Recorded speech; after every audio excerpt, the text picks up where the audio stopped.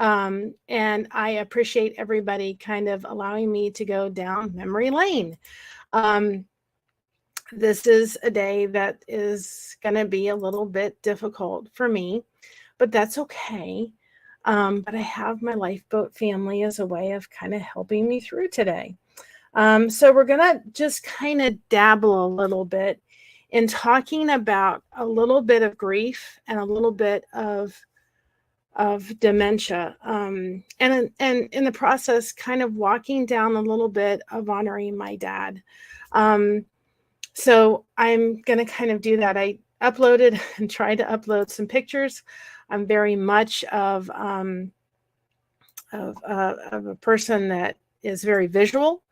So that's what I tried to do in the process of today, because I think that it's really important to kind of, when you're telling the story, if you can, kind of go back over. And as I was going over these pictures today, I was like, oh, that was such a special memory with my dad. And this meant a lot to me, and this did. So we're going to kind of do that. I was hoping to get all the pictures loaded, but we're just going to do this thing, right? We're going to do this thing. So first of all, my dad and I had a little bit of a rocky relationship. Growing up, I loved him. He was a hardworking guy. And I've spent my entire life kind of thinking, I don't want to be like my dad. Well, I'm very much like my dad. Very, very, very much like my dad. And I've kind of fought it my entire life. And so he was born with a mom who struggled with bipolar. And that was meant for a very unstable home life. And I have one picture of my grandparents together with my dad, and that's about it. So I'm grateful. I didn't realize you can only have 10 slides. Nuts. Well, I'll show him again. But anyway, he ended up living this family situation where my grandfather came in. My grandmother was dealing with mental illness, and at 6 years old, they decided to divorce. And my step-grandfather, which I call Granddaddy, came into the picture, and he kind of, he adopted my dad, because my grandfather was like, I don't know what to do with this, this person. And they just kind of went their separate ways. And so at 6, it was like, hi, Dad, bye, Dad, here's my new dad. So it really gave my dad a lot of anxiety issues and dealing with things throughout his life. And so my grandfather, this is my, you're going to get to see some cool pictures of me. This is my grandfather, my granddaddy. This was his step grandfather. And that little tiny person right there is me. That is my dad. He was a really amazing, and hi, everybody coming into the chat, Kristen and Goosebumps and Sandy Wendy and Crystal and May and so forth. Thank you all for coming in. You're going to make this day a lot easier for me, and I really appreciate it. So this is little me held by my granddaddy and my dad's then adopted father. He was a very good man, but their relationship at times was hard. And so it was bumpy. And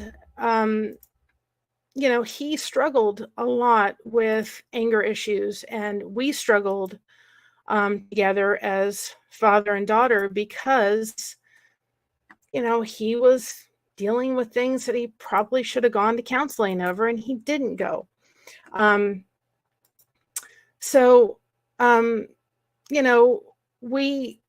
We went through that, and we came out of it. I learned later on to forgive my dad, because when I had to go through a difficult time in my life, he stepped in and he was there for me, and he was there for my daughter. And he became the most amazing grandfather to her that I could have ever asked for. And so I learned how to forgive, and forgive is the power you're giving to yourself, not to someone else. But it was really, really rocky. There was verbal abuse growing up a little bit on his side. And now that I can take the time to kind of understand why he was like he was, is kind of why I can look back going, oh, now I get it. I can understand. It doesn't make it right, but it certainly makes it understandable. So he was an amazing grandfather to my daughter.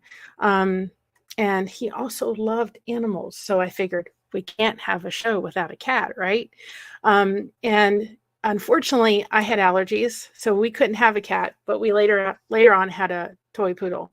But this is my dad, my young dad. His name was Chuck or Charles, and he is holding a cat. I do not know what that cat's name was, but my grandmother was very much loved cats. So that is him holding a cat. He loved animals. It was a very, very much of his life. He loved them. So he got dementia in 2012 when we started noticing things were just not adding up.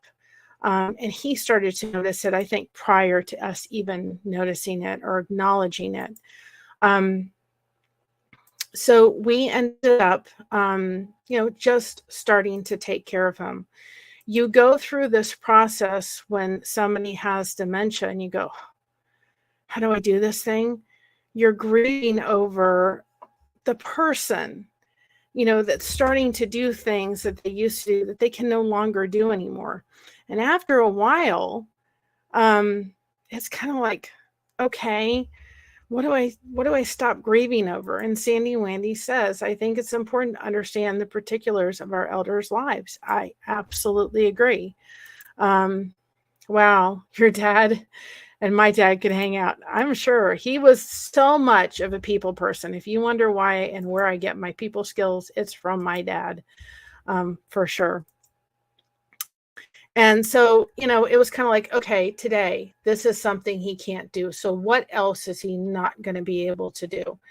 And that became the going mantra, is kind of like, what can he not do today? And then there was a point where I stopped grieving. It was kind of like, okay, we just have to kind of go in survival mode. It was like, there was one time I remember that my dad, there was a dog bed for my daughter's dog. And all of a sudden, he wanted to sit on that dog bed in the worst way. And it was like, and finally he just sat down. And it was like, he thought that was a couch. The problem then became that we had a very, very difficult time getting him up. He forgot how to get up. And thank goodness we had myself and my mom and my husband to kind of help him up. But it was like, how can you forget how to get up? It was like, Dad, get on your knees. And he just couldn't remember how to get on his knees anymore. And that was really kind of difficult.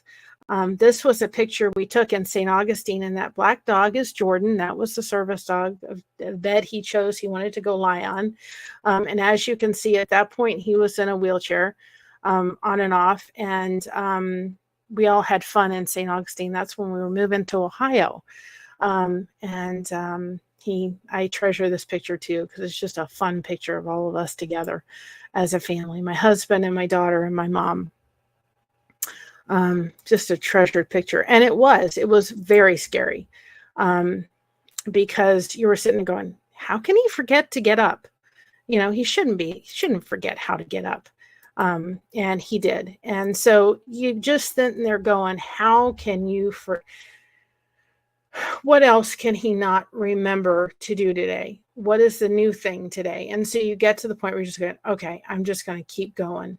I'm going to keep doing what I know, I'm going to just keep functioning. That's what you become the ability to do, is just keep functioning. And so I just kind of stopped. I was like, okay, let's just kind of stop, and the only thing that I did ask is I said, I do believe in God. And I said, God, please, just if he can forget a birthday or forget a name, um, please, please have him forget mine before my daughter. My daughter was on the spectrum, and I thought she's not going to be able to handle this. And I'm just going to be able to process this a lot better. So can she please just have him forget my name first? And he did, which was really hard. It was like, how can you forget your own daughter's name? But he did. And Extra Chris says, I was caring for my great for the last 2 years. She had the same problem.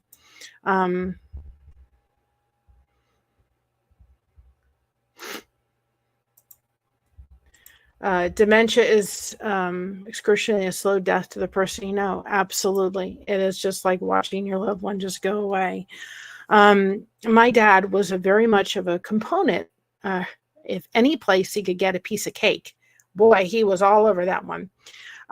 So this is my mom and my dad at their wedding, cutting the cake. And the only piece of cake he got that day was a little piece from what my mom fed him. But unfortunately, he didn't get the rest. So I threw them a 30th wedding anniversary, and I redid their cake for them. And he finally got a piece of cake, a full piece of cake. And my mom said, you should just wait. I did it as a surprise. And my mom's like, you should just wait till our 50th. And later on, she said, Mary, I'm really glad you didn't wait till our 50th, because they only made it to 49, which is pretty amazing. But it's hard on the person that they're living with. My mom had to grieve over the loss of my dad's smile. My dad had the most amazing and wonderful smile, and he had to grieve over that. Or she had to grieve over that, excuse me. And so, those were things she said she used to just go to the hospital or to go to work and just cry all the way there, or get in the parking lot and cry. Hi, Erica. She would refuse to get out of bed in the morning so I could help her shower and clean the bed. You have to get to a point with them when you just kind of, you have to change tactic. What worked yesterday doesn't necessarily going to work today. And so, it was a really difficult road. What I found out, and mind you, we're stepping into dementia. It's such a big topic, and I think so full and so hard, because you're watching somebody kind of just go away from you that you love. I'm kind of sitting there going, let's just tip the waters in this one. And that's fine. But we're also going to talk about the grief part of it.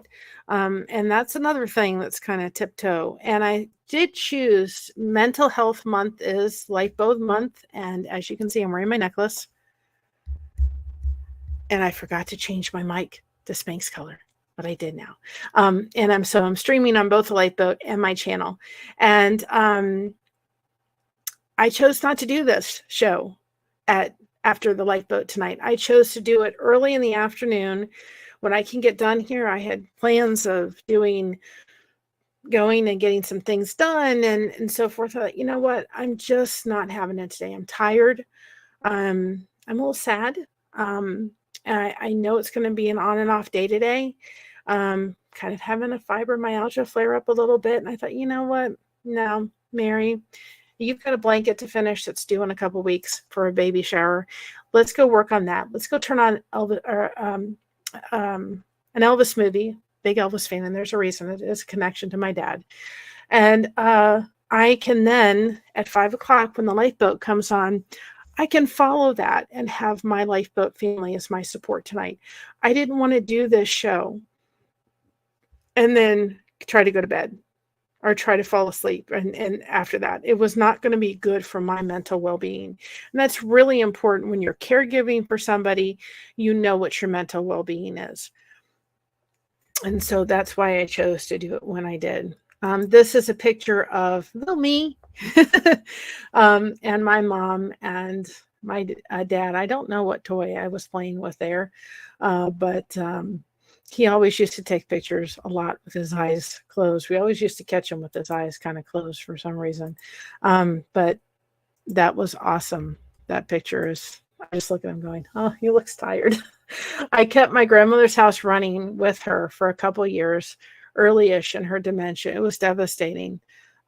You have to, you have to make sure that you are caring for yourself. Extra Chris says, I was living in caretake for over 2 years, only person 24 hours. My mental health was bad. Absolutely. There's no question about that. And that mental health. My dad served in the military. He knew it was 6 months, 10 days, and 28 years. Majority of them were Naval Reserve. He was a first-class petty officer. 6 months and 10 days. And so here's more cake. This was at his Navy retirement. And of course, what am I holding? They had a celebration cake for my dad, but you can see his smile right there. So his service was, I'm very blessed for his service. And yes, I had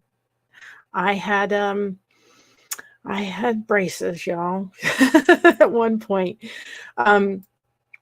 But he loved the military. And actually, the military became that theme song, the Navy theme song. When he was in pain, he had Lewy body dementia, which means your body gets very stiff. And his hands would shape like this eventually. And so his fingernails would go in here and cause a lot of discomfort and pain. So we would put these braces on so there was padding here. And when you tried to open his hand up to be able to take the braces off, to be able to clean them and put new ones on, it was very painful for him. And so I would often turn on the Navy theme song and he would distract himself. He would still be, making us know it really hurt, but it would somehow calm him down a little bit and it would distract him when he would hear that. And sometimes he would hum along. He knew that theme song till the very end. And it was funny because whenever I played Elvis music, which we connected on a very deep level, he would just sit there and just, kind of take his feet and, go back and forth and dance. There was a point where I had to stop playing really things like How Great They Are and American Trilogy and some of Elvis's gospel and ballads, because sometimes dementia patients will just cry at the drop of a hat. So like the movie Cool Runnings is an awesome movie, but we couldn't watch that anymore because at the very end he would cry. There's nothing wrong with that, but it was upsetting to him. So we chose not to do things if we could avoid it that were upsetting. We wanted to give him joy. And so I would turn on Polk Salad Annie or Sweet Caroline, and I had my dad back. He didn't remember my name, but I had my dad back for a moment. And those were really, really precious memories. I always feel like I can have him back for just a second. My dad passed away, actually 10 minutes? It was 10 minutes away from, it was 30 minutes after New Year's Day. My grandfather passed away in 1997 from MS 10 minutes before New Year's Eve, but my dad passed away after. So New Year's Day in 2021. So New Year's Day and New Year's Eve can sometimes be something that can be very difficult for me, just because of the nature of those days. And when you're going through the grief process, I think you need to realize that, it can be difficult and it can be hard. And I think you need to make sure that you have support with you and that you're allowing yourself to grieve over the time of the loss. I found this picture, y'all. This is the only picture I have of my biological grandfather My dad, just a cute little baby. And that was my grandmother. And here's something about this picture that I wanted to bring up. You know, this looks like a perfectly normal, happy family. And sometimes when we look at somebody and we go, oh, they have the most beautiful life, they have it all together. Well, this wasn't a family that had it all together. My grandmother struggled and wasn't treated properly for bipolar. And this was, you know, a dysfunctional home. But I treasure this picture because it is the only one I have of my dad with his two parents. That was my grandpa and my grandma. I'm an old lady and had lost the ability to speak because of dementia, but she could sing and remember lyrics. It was fantastic. Absolutely. Music can be a very helpful thing. Family noticed my mental health decline and had to move her to a nursing home. Very tough on the woman who is independent her whole life. Did you care for him for the whole time? Yes, we did. And I will say this with that being said. My dad was, because of his military service to he didn't serve over in war, but he served during wartime. And because of that, he was entitled to what is called aid independence. So that is something for you as a family member to look into if you have a family member that is going to be doing or having, having to have care. It is something to look into because they can have some assistance. We had about 90 hours of aides that would come in the home and assist, and that really helped. And then another thing that helped, and people need to realize, is hospice care is not towards the last 2 or 3 years of you, not 2 or 3, like last couple months of your life. It was in step for him for about 2 years of the end of his life. And that was really helpful because we were able to have respite care. We were able to have extra aid, and they came in and gave him a bath and assisted him with that. And so that was extremely helpful. It was something that my mother kind of didn't want to think about doing, but after she did it and after they came in and assisted, it was very helpful. Understand aid independence is totally separate. That's through the government and that's through the military, than hospice care.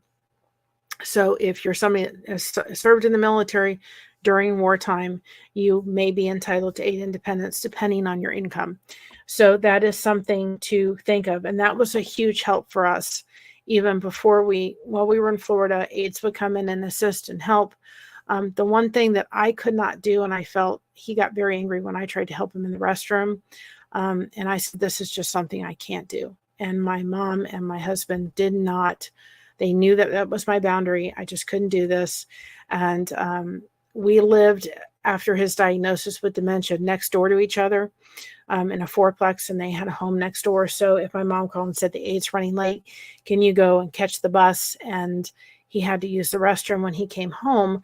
Then I called my husband, who was disabled and home at that point, and say, can you please come and assist him? And he would. He just said, I'm not going to make you do that. And I said, well, I can't. And he would get very angry and almost combative when I tried to do that. And it wasn't something that was worth his aggravation, and I could not handle it. So that's really important too, that you know what your boundaries are. He passed away again. I'm kind of going back and forth a little bit. He passed away again. We all had the CMAF. And so he had to go into respite care. My mother was in the hospital, and he had to go into respite care because she was going in the hospital. We all had it. And I remember as they, were putting him on the gurney to take him out, to take him to respite care, my mom was just so sick that she couldn't even say goodbye. And I just looked at him and I said, Dad, I'll see you again. Well, that was the last time I saw my dad. And he was in the respite care for 2 weeks. And they called us up kind of towards the end of the second week and said, he's not really doing well. We don't think he's going to make it too much longer. And I said, you don't know my dad. I was just praying that he could make it as long as it took for my mom to come home from the hospital. And I very thankful I didn't lose both of them. I was very close to doing that both at the same time. And New Year's Eve came, and I said, about 10 minutes after, I said, okay, I said, Daddy, it's time to go home. And I played American Trilogy, and about 20 minutes later, they called and said, he's gone. What was hard for me was the guilt that came along with, we couldn't be there. They wouldn't let us in. It was the middle of December. I mean, I really didn't want to go out in the middle of cold weather to have, just to sit outside a window. We all had been very sick, and I thought, it's not going to happen. And he's not going to know we're there. He had just closed his eyes, and that was it.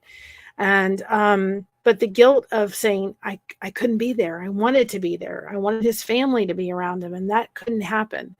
And what happened after he passed away was that I realized I then started grieving in a way I never expected to grieve. Because now, prior to his dementia, I kind of grieved that dementia, and then I kind of stopped. And what I was grieving after his passing was actually grieving the man before the dementia, because we had just been surviving up to that point. And so I went through a much harder grief than I thought, because I thought, okay, he's not here anymore. He's out of pain. He's not suffering. He can walk and he can talk. It was really hard. It really became very difficult, because my birthday is June 18th. Father's Day is something we always celebrated together. And I found the first Father's Day and my birthday very difficult. My daughter was actually dating a gentleman, and a couple hours away, and I said, well, let's go up there for my birthday weekend. I was trying to run away. I didn't want to face the fact that I had to face this first Father's Day and my birthday without him. And that was very, very difficult. What I found out was all the little things that happened during that trip, I was kind of like, they were magnified times 10, because I wasn't dealing with the fact that I was dealing with the grief. I was just pushing it aside and thinking it wasn't going to bother me. And I was trying to run away. Well, that didn't work. Just so you know, it didn't work. So this is my dad giving me a little bottle. I was a cute baby, I think. But he was a proud dad. I am my only parent. I'm my parents' only child. And they, they're grateful for what they had, but he was a proud dad, that's for sure. Mary, my dad had dementia too. It was challenging. I treasure the moments when my dad was lucid and his former self. Brief as those moments were, I loved to you, Mary. Yes, absolutely. Absolutely. Tomorrow is the first anniversary of my mother's death from cancer. Home with hospice with me for the 12 weeks after her diagnosis. I'm privileged to be her caregiver. Hospice was such a great gift. Yes, it was. It was tremendous. I don't really know what we would have done if my mother had to go in the hospital with CMAth and I had to be home. I mean, I remember going from my bedroom to the kitchen, wasn't that far, making a cup of coffee and having to sit going, I don't even know if I have energy to go back to my bed. I don't know how I would have taken, because at that point in his stage, he literally had to be caregived everything. He needed to lift to get out of bed. He needed to be fed. And, I look back at it and think, I'm glad he's, as hard as that was, at that point, he was starting to have trouble swallowing. He just wasn't there. He was having more and more difficulties. And so, I'm thankful that he didn't have to suffer anymore, because at that point, he really was just a shell of a person. But it took me a year just to kind of process through that. This is 3 years since his birthday, but longer than that, actually, since the passing of him. And I'm kind of having to bring it back up again, because my dad was placed in a columbarium in Dayton. We moved further up here, and we made the decision to move his ashes up here. And I'm not trying to trigger anybody, so a little bit of a trigger warning. and place him up here, so that he's close to, we can go to the cemetery and visit him. And I really found peace in that, especially when it's time for my mother to way down the road. I've told her that she can't leave till she's 150. But I feel like we have to do that whole thing again. We're not going to go through the whole, service and everything, but we have to redo it again. And I'd rather redo it again mentally and be mentally in a good place than when my mother leaves this world way down the road and I have to make all these arrangements. I don't want to have to do it.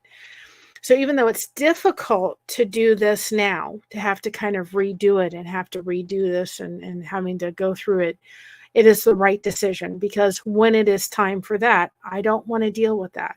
And so if you're having to face a difficult decision, like something like that, choose which is better for your own mental health. That happened for me when my grandfather passed, took me by surprise. Mary, I got so much. I grieved my pre-dementia dad too when he passed. I feel he returned to his pre-dementia self after his death. Yes, I agree with that. And Crystal says, my birthday is June 11th and Dad's birthday is June 18th. We often celebrated it together. Yeah, we often did too. And that makes for that time very difficult. But June 18th, I'm going to do a celebration on my channel in the lifeboat. And we're going to have a party, aren't we? Y'all are going to help me through it. And that's what it is. We're all helping each other through it. Was home health nursing. I understand what you went through. Yes. Well, we chose when we moved, we lived next door to each other, my mom and I, but when we moved to Ohio, we decided to go in one house. And the reason we did that, and my daughter had the bottom stairs, a walkout basement. People would say, oh, Kathy, Chuck should take the basement. And she goes, no, I don't want that. I want to be next door. Our room was here and down the hall was their room. She said, no, I want to be there. And there would be times when my mother would yell for my husband, Josh, I need you at 3:00 in the morning, because my dad could not get off the restroom and she needed his assistance to get him into the chair. So she's like, I don't want to be down the hall. I don't want to be downstairs. I want to be where everybody can hear and help.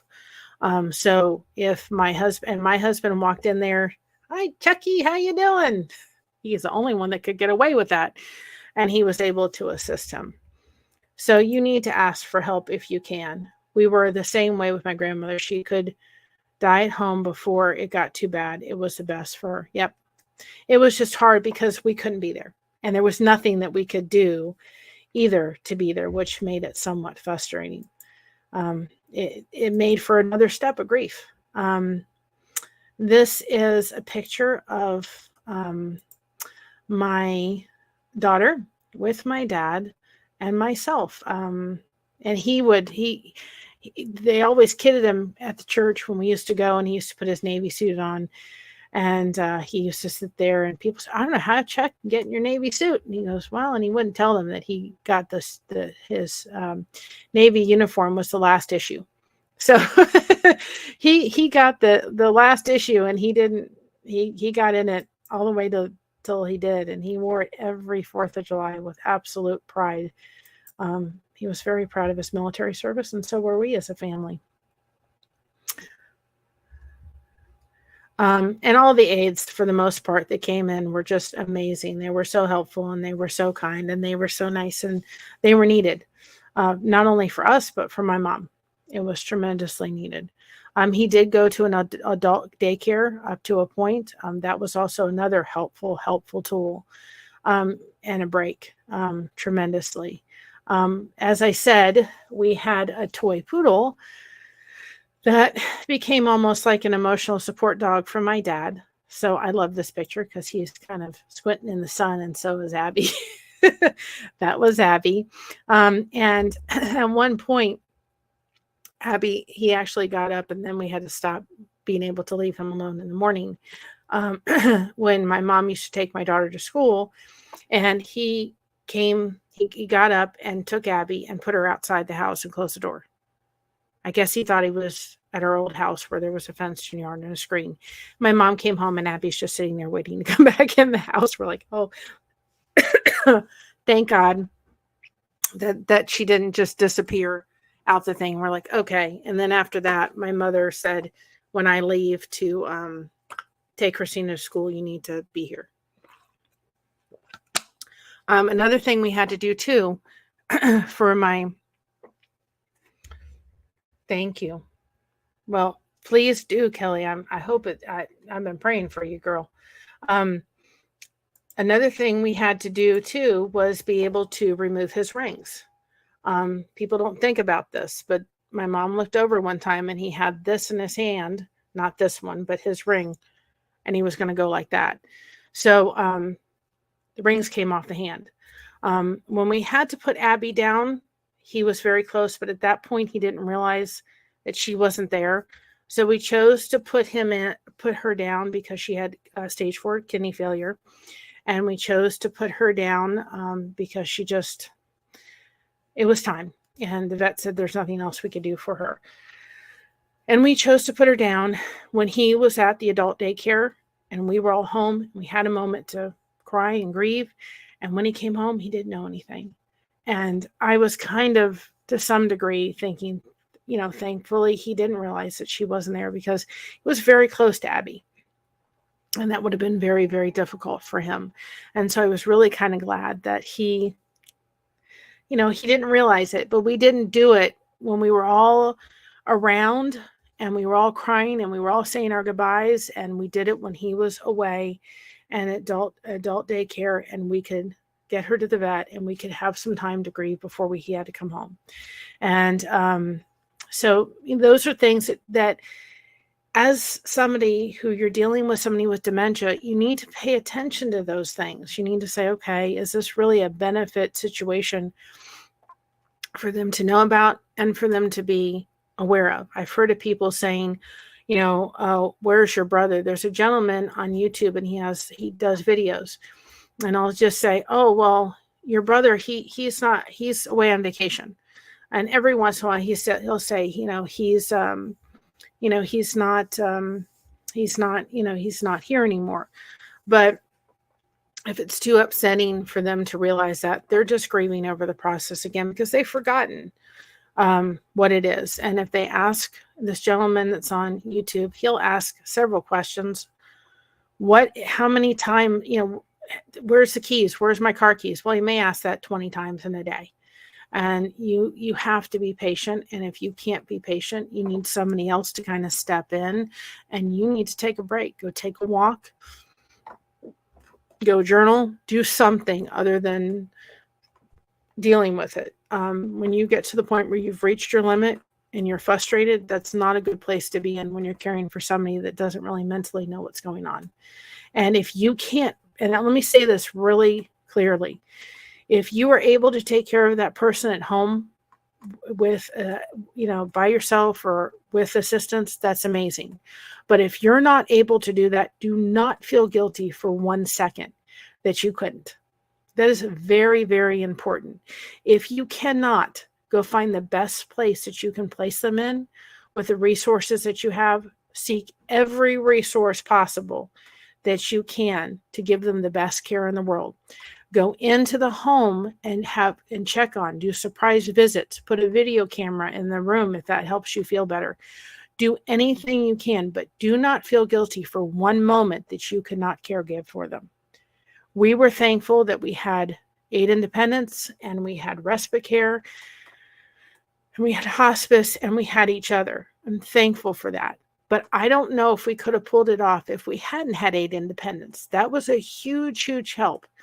And I was very grateful for that. Hello, Fairbrook Studio. And if I'm ignoring that chat, I'm not trying to. It's just I got a lot in this head, just like my dad. Did you have to move out of his own house, and did he not notice? We chose to move from Florida, and that move was challenging. That picture in St. Augustine was actually a journey that we did from Florida. My husband had relatives and family in Ohio, and we chose that it was best. We didn't know kind of what we wanted to give Christina some kind of family. We didn't have a lot in Florida. So we decided to, and my husband had given 13 years of his life down there in Florida, not with any family but us. So we chose to move to Ohio and kind of let him have time with his family. And I don't know if he noticed it. I know we went, which was challenging, I can tell you, from Florida all the way up to Ohio. Now, I have panic attacks because of the fibromyalgia and don't do highways well. So we did back roads, which was beautiful.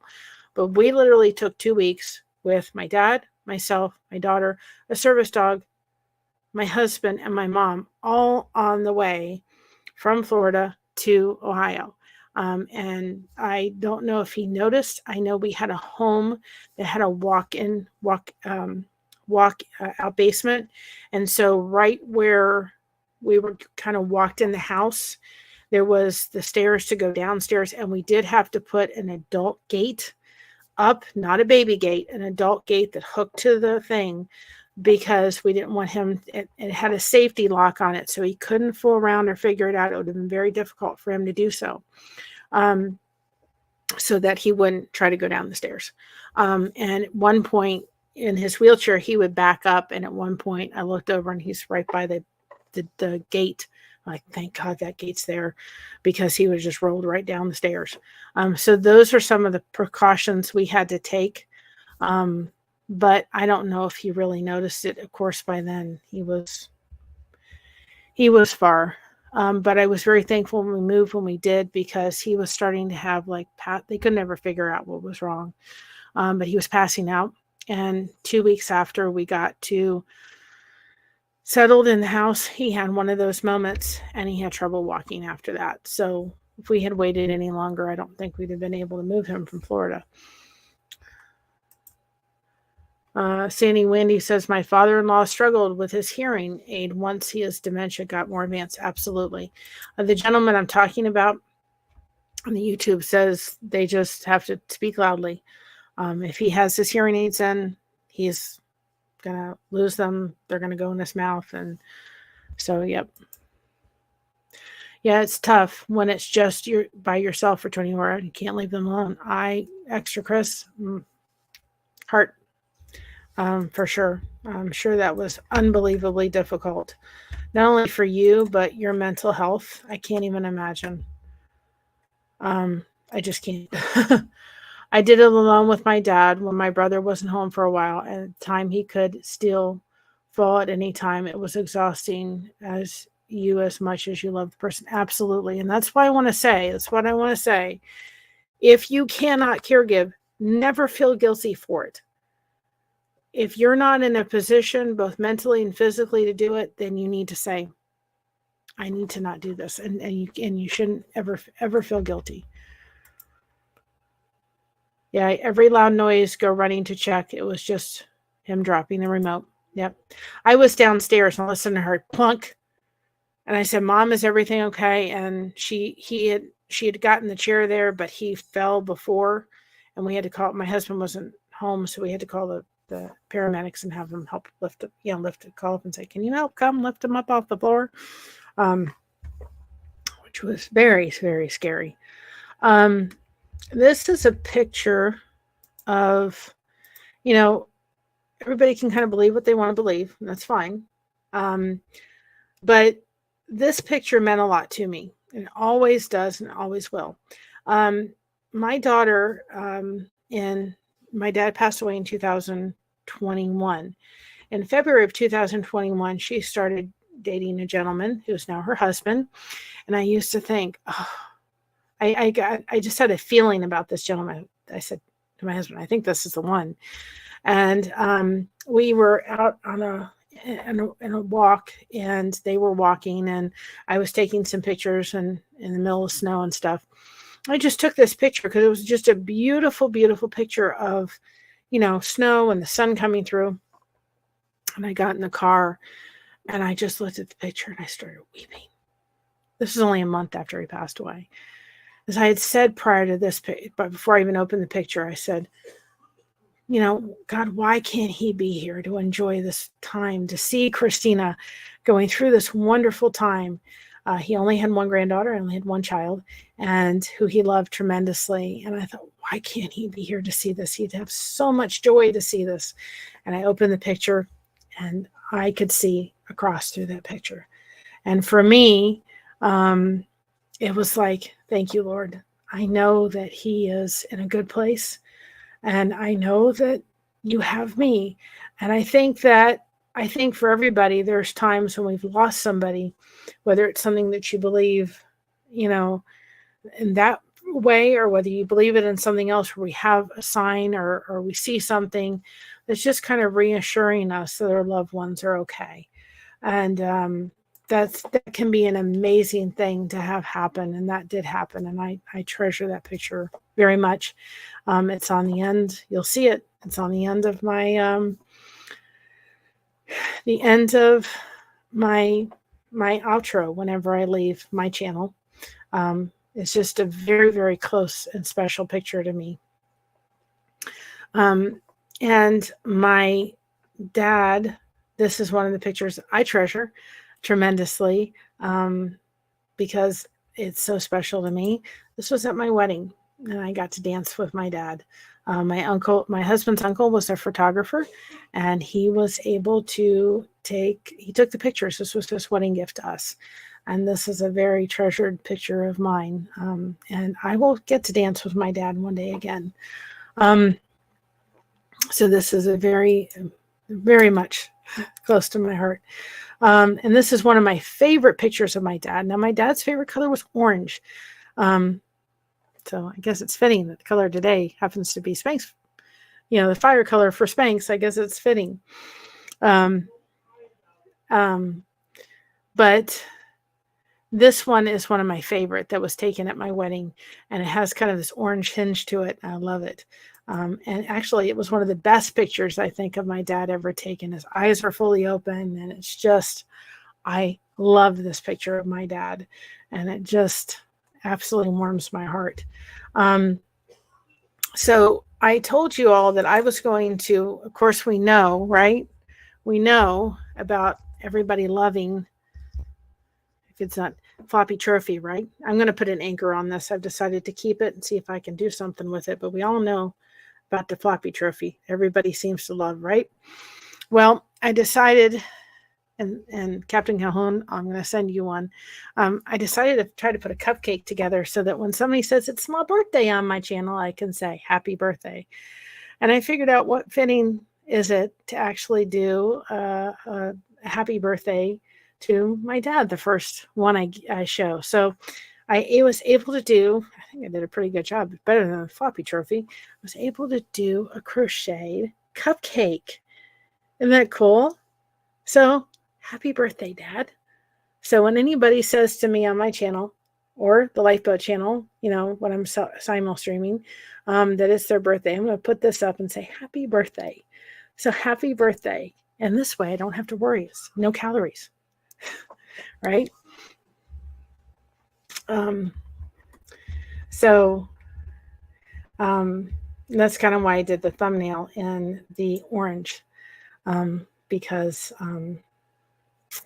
of the fact that his favorite color was orange. And it's kind of ironic that my son-in-law's favorite color is orange.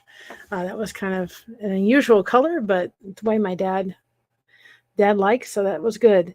And it kind of gives you a little bit of glimpse, thank you, of who I am. Like I said at the beginning of this, I have fought my entire life not to be like my dad. I'm a go-getter, certainly a go-getter. He was going to get out there. He was going to do it. Let's get it done. Of course, that makes it difficult sometimes with fibromyalgia life because I want to go get it done. And my body says, nope, you're not going to get it done. You're going to do exactly what you need to do, which is rest, which is like, I don't like this. But he was just like this Energizer bunny. I mean, he just go, go, go, go, go, go, go. And you just watch him go, how do you have all this energy? And it was just amazing. And he could talk to everybody. He would go to Publix, and he would go to Publix, right? And he would go and he would get to know all these different people, all the different people within the counters and the produce and the this and the that. And when we go to the Publix, which was like a Kroger's grocery store, he'd say, "Oh, how you doing? How's your granddaughter doing? How's this?" He was just friendly. He'd have made, if he hadn't had dementia, because he was in pest control, he ran his own business. He would have eventually sold that business and probably loved to be a bagger at Publix or a grocery store, because he would love to meet all these people. He just absolutely loved it. I know my mom, whenever he would go for his Naval Reserve training duty, she would sit there and say, "Now, Chuck, you're going on a plane, and please make..." Yes, my dad never met a stranger. Absolutely. And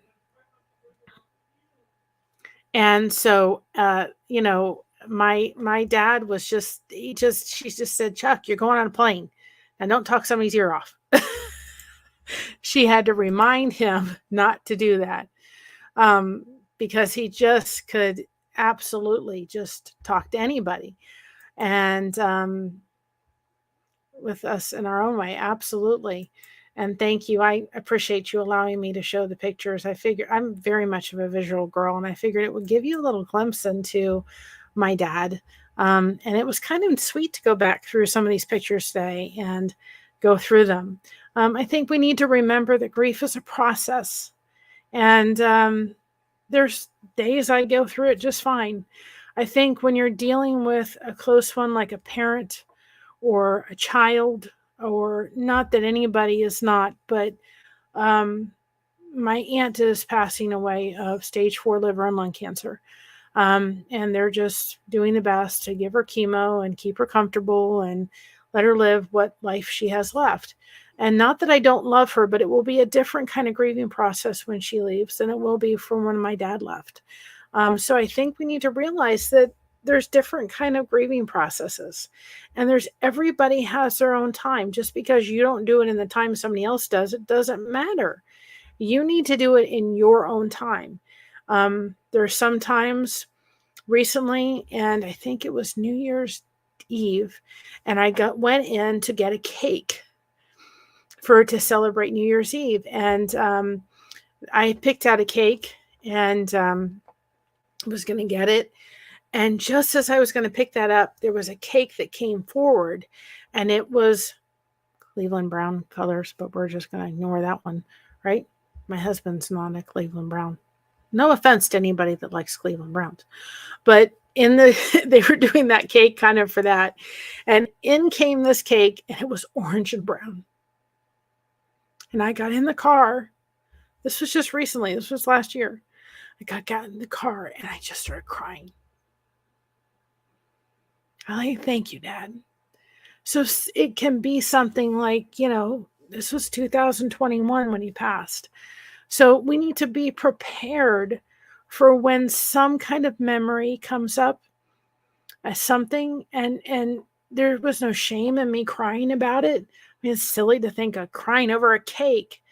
And I was crying because it reminded me that my dad loved cake and that his favorite color was orange.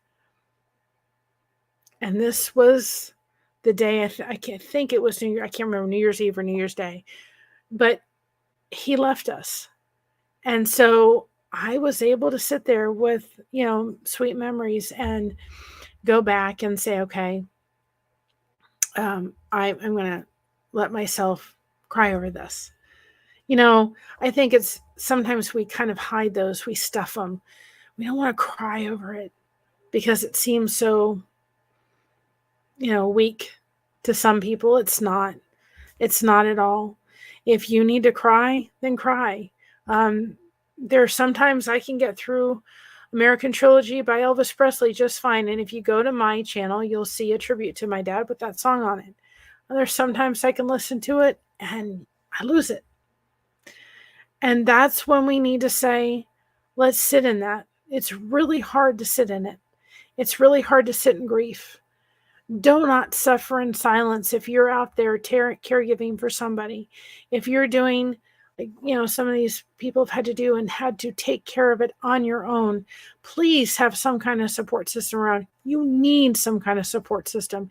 If this is all the support system you have, the Lifeboat, my channel, Krista, Melinda, My Other's Keeper, Carol Need a Meeting, Christy, Conversations with Christy, whatever you need to support so you feel like you're not alone, please make sure you have those resources in place. That's why these ripples are here.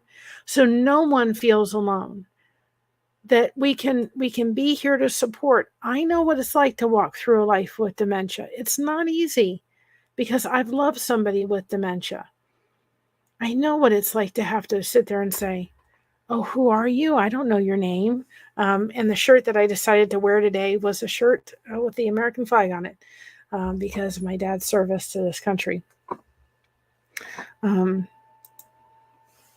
One reason I love my undercut is it prevents me from trilling the standard strand of my hair. Me and my great aunt always trilled my hair, and made me randomly cry a lot at the weirdest times. You know what? It's just amazing to me that we think of triggers, or we think of things that seem like we shouldn't be affected by that, but we are. We can be, and we should. Sometimes it's hard. It's hard to have to go through it and sit there and say, why is this still triggering me? And, I think sometimes, I think a therapist is a tremendous resource to have. I go to my mental health meetings every Monday, and I sit there with my husband and we work through things together. And there's things I've told her, I don't know if I'll ever get it. I did a thing on Surviving Together where I talked about a story with my uncle, and he used the word dear. That seems very, very mild. He called everybody dear. Well, he called dear to me. And you know what? Unfortunately, that word does not send any kind of special endearing words to me. So my husband doesn't use it because there's nothing behind it, and I don't want to have to hear it. Doesn't affect me if somebody else calls me dear, but if it's coming from somebody I love, please refrain from that. And they, for the most part, have, and they just realize it's not going to be a word that's going to ever get here. And like Goosebumps says, it's so unexpected. So we need to realize that there's nothing wrong with that. And I'm grateful for understanding and loving family. We just need to realize that this whole YouTube thing, and this kind of goes full circle to some degree. My dad was very much of a people person. He never met a stranger.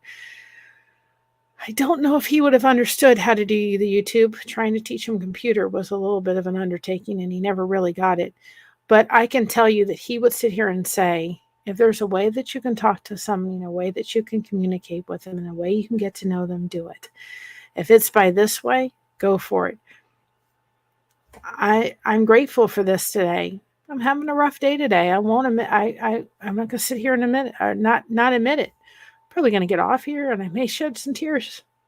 And there'll probably be a time today where I think of him, and I'm going to get a little bit of emotional. But you know what? I don't think I could go out today. I don't really want to go out today. Kind of hurting, kind of sad. Have a project to work on, and I really just kind of feel like I don't want to go out, and that's okay. But it does not stop us from not having this community here, the Lifeboat, and all the other ripples that are coming up. They're here so that we can have a place to come to when we're not up to maybe going out, when we're not up to maybe talking to anybody. But please, if you need to talk to somebody, there are people to reach out to. There's the Lifeboat Facebook group. There's my Lighthouse Beacon group. There's always a place that we can get together and connect. And that's the point of the ripples. The ripples are there. The ripples are being acknowledged on the Lifeboat so that you have a place to go to when the Lifeboat's not on. You have another channel that may be live that you can go sit in. And haven't we all had it where we walked into a place and we go, you know what? Do I know anybody here? We all have had that, right? Kind of gone, We're scanning the room. Do we know anybody, any of our friends here? And we kind of feel awkward. But when we see that one friend in that room that we know, we go running over to them and think, oh, thank God I'm not the only one here. I know somebody. It's kind of what it is about coming on the lifeboat and the other ripples that are popping up. You can walk in their chat, and I guarantee you're going to see somebody from the lifeboat that you've known and that you build a relationship with, and you're not by yourself. And that certainly makes it so welcoming and such a great experience to be able to come on my channel or the lifeboat and so many other channels to be able to go, I know that person. I know Sandy Wendy, and I know Kristen, and I know this person. I know that person. So that's the point of it, is so that there's always a place to land, and there's always is. And, you know, I can tell you that when I was going through what I was going through with my dad, I only wish I had something like this. I wish I had some place to go to when days were really hard and days were really rough to get through. And they were. Believe me, when you go and sit there and say, your dad has forgotten who you are. He doesn't remember your name. He looks at you as if you were a perfect stranger. That's really hard. And I still get emotional about it today, because I think, how can your own parent forget you? That's why for me, with our captain, my heart's there, because I know what it's like. And so, you know, this is the place to go and say, I had a rough day today. And I guarantee you, here in the lifeboat, so many other ripples, you're going to find nothing but a safe place to fall, because that's what it is. This is a safe place to fall. This is a safe place to dump. This is a safe place to make connections that turn into friendships, so that you're not by yourself and that you're not alone.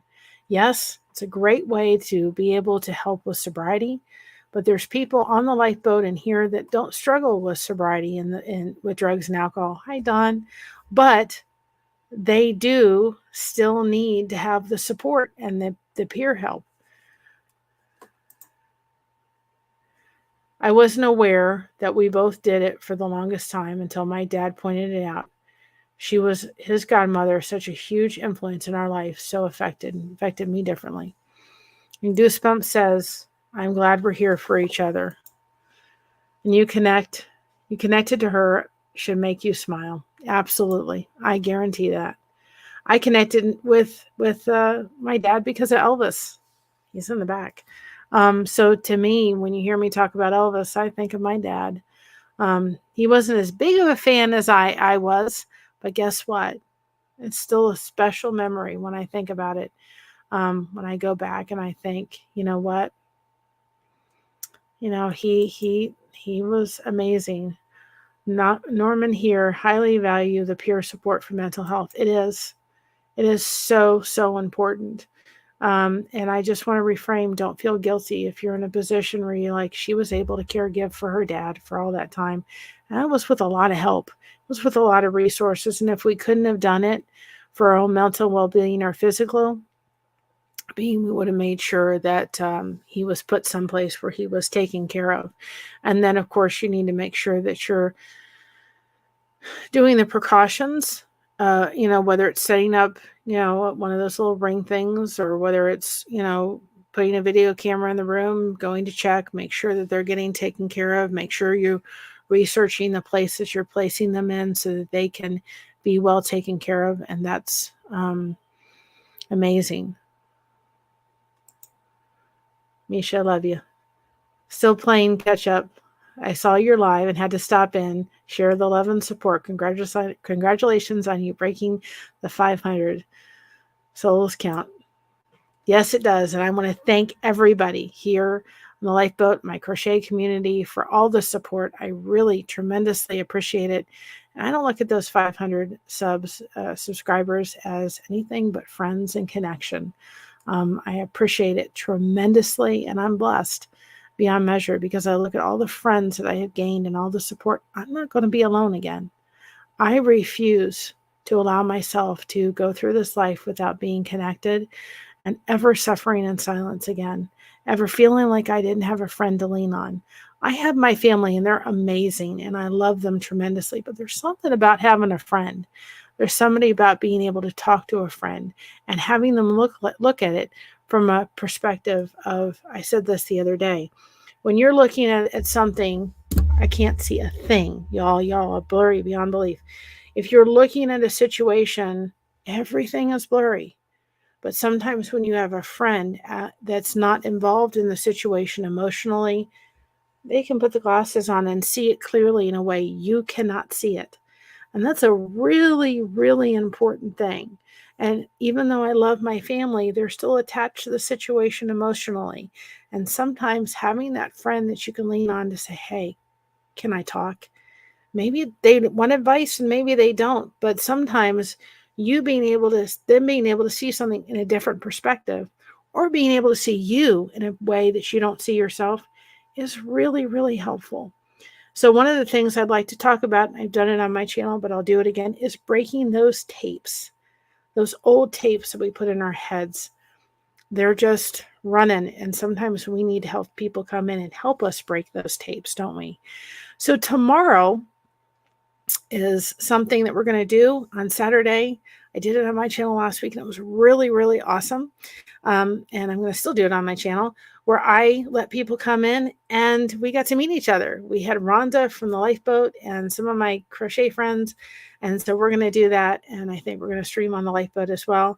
And I think it'll be really fun. We're just going to hang out. We're just going to have a chit chat. We're just going to get to know each other and maybe put a little face to the name.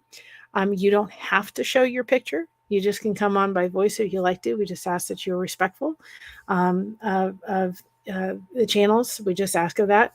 But we just figured we'd hang out, have a little bit of a chit chat, Saturday night hangout. And so that's all about coming back to connection.